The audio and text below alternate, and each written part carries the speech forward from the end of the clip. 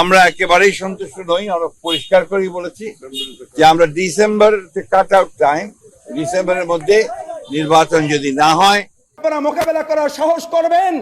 দেশের জনগণ দোসরদেরকে যেমন হেলিকপ্টারে উঠিয়ে দিতে টিকিট কাটার সময় হয় নাই, আপনাদেরও টিকিট কাটার সময় হবে না।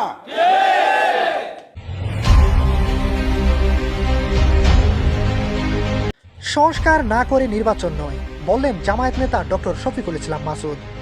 যারা দেশের এরকম ক্রান্তি লগ্নে অন্তর্বর্তী সরকারের পাশে না দাঁড়িয়ে নির্বাচন করে চিল্লায়, তারা আর যাই হোক সত্যিকারের দেশপ্রেমিক হতে পারে না।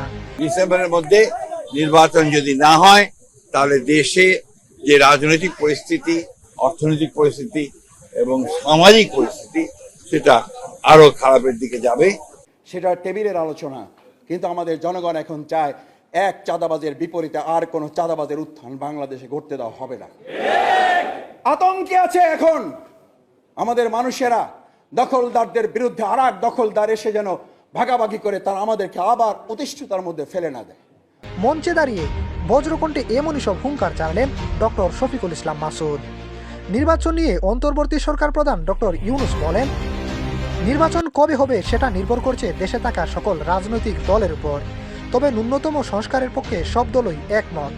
শেষ পর্যন্ত যদি সব দল একমত থাকতে পারে তাহলে 2025-এর ভেতরেই নির্বাচন দেওয়া সম্ভব। কিন্তু প্রশ্ন হলো, ইদানিং অনেক দলের মতামত পাল্টে গেছে। তারা ডক্টর ইউনূসকে বড়সড় একটা সংস্কার করতে সময় দিতে চায়। দেশে থাকা দু একটা রাজনৈতিক দল সেটা মানছে না। তারা নির্বাচন করে চিল্লায়ে গলা ফাটাচ্ছে। আর এবার এদেরকেই উদ্দেশ্য করে ডক্টর শফিকুল ইসলাম মাসুদ হুঙ্কার দিলেন। তিনি বলেন, নির্বাচন নিয়ে যারা অস্থির হয়ে যাচ্ছে তারা দেশপ্রেমিক নয়, তারা নিজেদের স্বার্থ চরিতার্থ করতে ব্যস্ত হয়ে পড়ছে।